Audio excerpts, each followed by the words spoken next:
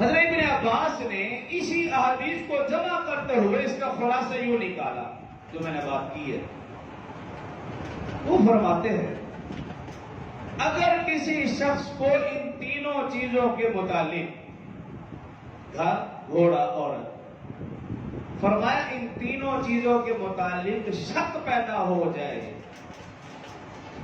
گھر کے متعلق شک پیدا ہو گیا کہ اس میں کچھ ہے، ہمارے گھر میں کچھ آیا ہے، رحم کا تو علاج نہیں نا، کچھ ہمیں نظر آتا ہے، کچھ آوازیں آتی ہیں، گھر کے متعلق اگر اس طرح کی بات یعنی شک پڑ جائے.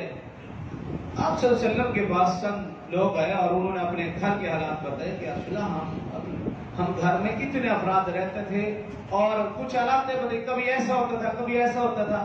آپ نے کہا ابھی سب سے پہلا کام یہ کرو، وہ گھر ہی خالی کر دو. اسے کہا گھر خالی کر دو، اس کو فروخت کر دو.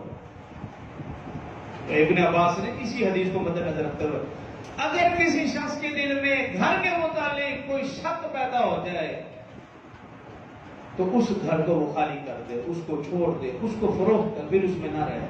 کیوں؟ اس کے ذہن میں یہ بات بیٹھ چکی اس گھر میں کوئی سایہ ہے، آواز آتی ہے، کچھ دکھتا ہے، کالا چٹا کوئی اس طرح سے، تو پھر وہ گھر چھوڑ دے، یا پاس کر یا برداشت کر یا پھر رہے اللہ کا نام لے کر.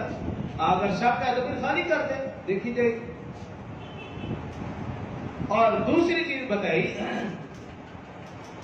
کہ اگر کسی جانور کے متعلق انسان کو شک پڑ جاتا ہے، جیسے گھوڑا کی بات کی گئی، گھوڑا انسان کی خدمت، لیکن اگر انسان کو شک پڑ جائے اب یہ میرا کہنا نہیں مانتا، اب اس جانور سے مجھے کوئی فائدہ حاصل نہیں ہو رہا، شک شبہ پڑ جائے، اس جانور کو فروخت کر دو.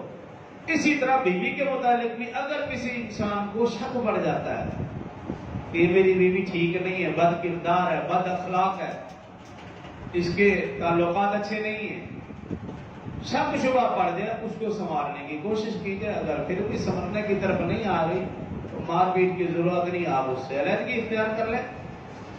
تو یہ بھی اس حدیث مبارکہ سے سبق ملا، جب کسی چیز کے بارے میں شک پڑ جائے تو پھر اس چیز کو چھوڑ دیا جائے.